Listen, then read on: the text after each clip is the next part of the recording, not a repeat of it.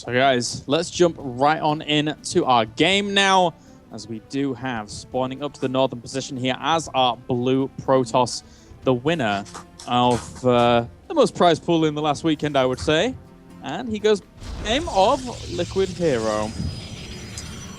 And down in the bottom left from Team Fnatic RC will be aLive, who I'm sure many of you know him rise to fame with his victory over Squirtle in IPL 4. IPL 5, of course, happening this weekend. So, I mean, their aLive, again, showcased a very marauder-heavy style of play. The current norm in this matchup is to go for the early 2 barracks with Tech Lab, or excuse me, is to go for the early 2 barracks with Reactor and the single barracks with Tech Lab. But aLive is more of a extra Tech Lab barracks sort of guy. Yeah, it's kind of it does work out quite well for him. And also on this map, sometimes you end up seeing plays like that, for example, but also with Reaper expands are something that can be a common feature on this map. But aLive, where are you going? Uh-oh. Hello. Oh, excellent. The 2 racks play. Love this, love this, love this on this map. There's a lot of locations to hide the 2 racks. It's close positions by ground. Cloud Kingdom, in my eyes, is just one of the best design maps ever. I think it's freaking brilliant. Yeah. Now, the question is, I mean, do you think HerO is the sort of player who will be cutting the first Zealot and then just going Stalker Expand? I mean, I sincerely hope not. I'm a huge fan of getting the Zealot in almost every single case. One, because it's great to delay if your opponent wants to try and engineer and block your base. And 2, getting a Zealot as 2 racks is super important. And 2 racks is becoming more common, actually, nowadays. It has swings in popularity, but nowadays I'm seeing it quite a lot. We saw it a lot at Intel Extreme Masters Singapore, actually. I mean, it is kind of funny how the 2 racks is just constantly going all around styling. Oh no, HerO's gonna waltz right on over onto that barracks. So now HerO is very well aware of what he's gonna be up against. I think HerO even in turn realizes how common this is becoming nowadays. We saw it come from Sting. We've seen a lot of Terrans that have been well known for macro games just go for it as well. And aLive here, I mean, this is what aLive does a lot online. I see him seen him in a lot of weekly tournaments and stuff like that, where he just goes 2 racks against like every single race and actually makes it work out super well. So, but behind it, he can macro it quite nicely as well, which is pretty cool. Now, this is a really interesting move that we're seeing aLive perform that we don't see hardly anyone else perform, actually. aLive is not using this to put on early pressure, and we even see HerO answering with the early gateway and the mega delayed Nexus.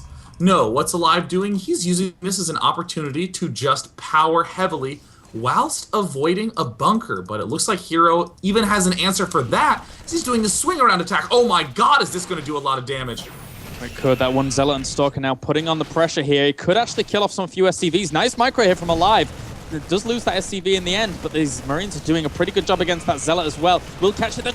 The block the Stalker from actually retreating out and get it. That was really well done. Man, aLive on point, going for the double command center answer, and this is one of these situations that I'm sure you could think up on paper, but you just never, ever really see. What does HerO have to do now? This one Stalker has to be exclusively on Watchtower duty. It's almost too risky to move out anywhere else. So it looks like there now HerO is going to be securing that Watchtower and is pretty much going to be forced to chill. The second Stalker in the back maybe can do something else a little bit cute, but HerO going for that Robo facility. I mean, in my eyes, the only thing that he can rely on this point is going Observer and then straight for Colossus. He's going to poke up once again with the Stalkers. Not really do too much with that, though. As for now, he will pull back just for a second. Now, in terms of a mid-game in PvT from the Protoss point of view, Sean, what's your flavor? What do you really like? There's a lot of stuff that can occur from Protoss, and then they end up dictating what the Terran does, but what's your real flavor? You know, I will say, before I even give an answer, no matter what you do, your question or your answer always has to have some way to defend against the 10-minute inevitable Marine medevac push or Marine Marauder medevac push. That is the standard. So you need to be able to deal with direct pressure at the front and, of course, drops at the other side. So I personally prefer going for lots of gateways and leaving them idle and a fast third if I can. And if I can't get that third up, just focus on upgrades. It's a very basic thing to do when you are confused.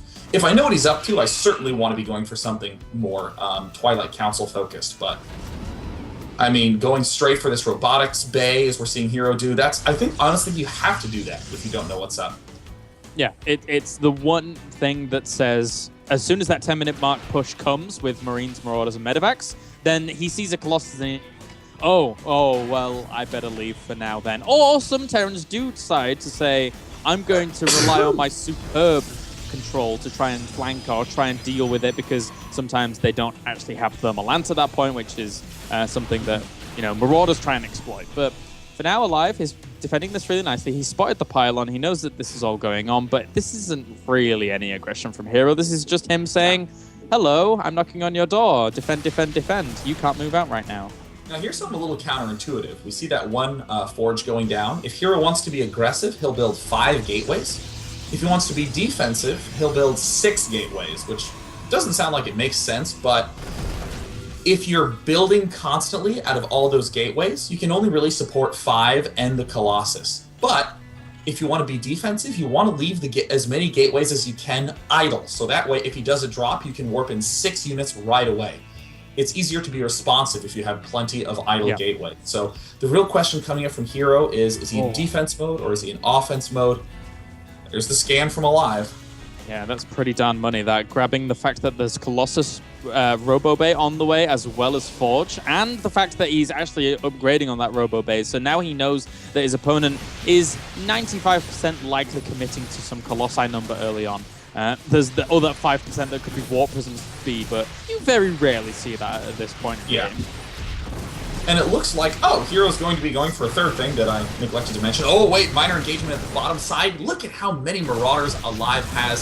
Such a Marauder-heavy player. Oh, HerO even losing track of those Stalkers for a moment. Those will pop quickly. HerO is going for a defensive variant. We see that there's that Twilight Council. He is going for the 5 gateways, but rather than go for Gateway 6, he goes for he goes for the Twilight Council, and it's likely to be a Blink play.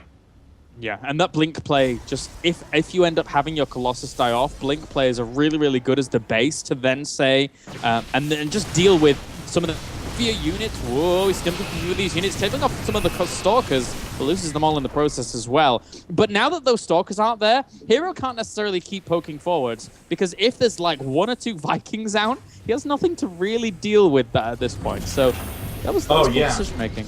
But this is a smart play from HerO to have, pushed out so far, because he's saying, okay, 10 minutes hasn't come, I'm not seeing any Medivacs. 11 minutes come, I'm not seeing any Medivacs. Let me go to this watchtower. I don't see any Medivacs. I'm going to attack because you probably actually went for a third command center. So now we even see HerO very far away from his third base, but he's adding on more gateways, getting Blink, getting that +1 attack. Really slick play from both players. And look at that, aLive. 4 barracks with Tech Lab. That guy loves Marauders. Wow. Apparently so. But it's really an astute read that you make there about the 3rd command center and the potential of, anything air-based. And right now, aLive, he's trying to compensate that by getting his 2nd starport down, as well as probably another reactor on there eventually. So aLive right now, I'm actually kind of scared a little bit for HerO in the way in which the upgrades are turning out, because aLive is powering out massive amounts of upgrades here.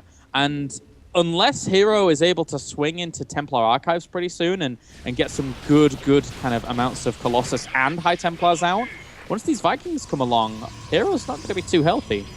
Yeah, aLive is known for his pressure in the mid-game, and look at that. More Tech Labs going down. Sure, there's another reactor as well, but man, that guy loves his Marauders. I mean, I don't know how else to say it. The Marauder-focused play is the big mid-game aggression. It's that well-rounded unit that's not terrible against everything or against anything, but it's not particularly amazing against a lot of units, with perhaps the exception of Stalkers. But Marauder Viking is a great way to take a 4th base fast, and that is a technique we see aLive do a lot as well. Most people really like the idea of going for extra, going for the Ghost Academy, building more barracks, but aLive very much so likes his bases. Yeah, he does. He's the kind of guy that... Well, it's interesting because, aLive, he can mix in cheeses really, really strongly, but he's not afraid to sit back on that macro as well.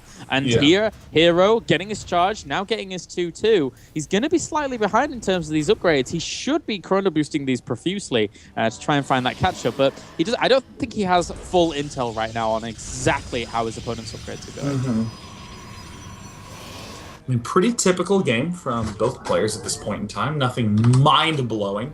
Some clever little transitions, but no matter what, at the end of the day, both players are just gearing up to build a lot of their standard late death ball style armies. And interestingly, aLive doing something I haven't seen him do in ages. 4 barracks with reactors now. And going for the Ghost Academy. He's rounded himself all the way back to that late game composition. Still, in his current army, he has 21 Marauders and 17 Marines. That is a super Marauder heavy composition, but it's now going to be boiling down to another one of those standard mass army engagements. Yeah, and it's cool actually how, because you were saying how much he's liking his Marauders, how many he actually puts in his army composition, but it's cool that when you end up transitioning into that Ghost Academy, how easy it is for you to get those big numbers of ghosts out very quickly because of how many tech files you have on barracks. So that's one of the extra dynamics that works so well for Terran here going into that late game potential. Yeah. Ghost going down, Storm going down, Gates going down. But not a lot of action going down. No, it really is that mentality of just sitting back, getting perfect compositions, and I actually feel scared for the Terran when that actually happens. Protoss, perfect composition is absolutely terrifying. 6 Colossus out right now with a 7th on the way. He's mad. And actually, this is an interesting little solution that we're seeing pop out of HerO. So the average Protoss bear uses the following logic. I'm not going to build that many Colossus. I'm only going to go for 3 to 4 before I really start focusing on Templar. And often you'll see players not really have that many Robos. Until super late, they'll build 2 Robos and say, okay, if my army dies, I can bounce back up to 4 Colossus really quickly and then do that attack again. But what we're seeing HerO do is he's way overbuilding the Colossus. He's up at 8. And yet back home, he's making nothing but gateways. So it's the reverse logic. He's saying, you're going to need to have such a stupid amount of Vikings. Yeah. You're going to have to overbuild them. And then when these Colossus die, I will make the oh-so-awesome Zealot Archon army. And oh my god, the third is completely wide open, Kalaris. Oh, he's going to push in here. The Archon's doing a ton of damage as well as those Zealots, but here comes the entire army of aLive. It's going to try and find position on those Colossi with the terrain advantage and those Vikings. He manages to somehow save a lot of those CVs as well as the command center. But for now, still he has to be very scared of that massive AoE potential from HerO. Uh-oh, Templar at the back. One gets sniped, looks at the second one. Oh, manages to execute an excellent storm. I mean, this is unusual to see, just, again, this many Colossus 3-3 upgrades now coming up for HerO. They're not very fast, but 4th base is up for HerO. More photon cannons going down. HerO just making sure he has the needed defense. A small Zealot break-off. What a slick move. Managing to send those Zealots straight up into the main base. That's very cool as well. During all of that, aLive did have his 4th actually cancelled, one of his expansions cancelled down to the bottom right-hand corner. But those Zealots are doing a little bit of damage in the main right now, and aLive actually could take a lot of damage from these Zealots. The 2-2 right now. Marauders don't necessarily deal with them that well, and he's actually going to push in for a kill at the top. But will those Vikings be able to do enough damage to these 7 Colossus that are there? We're seeing massive damage down on virtually everything. There's almost too many Marauders, and aLive amazingly takes him nearly a full 30 seconds to kill off those Colossus. And while all that was going on, HerO warped in a massive amount of gateway units. And the scary thing for Terran is that round 2 is right around the corner. And there it comes, more units galore. HerO is going to be able to blink down, track up every single one of these units. And behind that, he killed off his opponent's almost entire income. So right now, I mean, there's been a ton of actually workers killed off. There's others all at other locations, but I mean, he shut a lot of it down. So aLive doesn't really have a bank to start re-maxing out, whereas HerO has the income and all of the bank there to try and get out a lot of Zealots, a lot of High Templars, and they work so well in tandem with one another. And there we see HerO saying, I have more gateways and you have more locations to cover. Zealot Stalker at the front, Zealots at the 3rd base. aLive doesn't even have a way to reinforce it. HerO is losing the exchange up at the top side, but it's all worth it down at the third, doing just brutal amounts of work on that expansion. We see more Zealots swinging on in. Templar with a lot of Storm energy, trying to find the money spot to plant that Storm down. Does it even matter at this point? GG. Liquid HerO takes a compelling game number 1.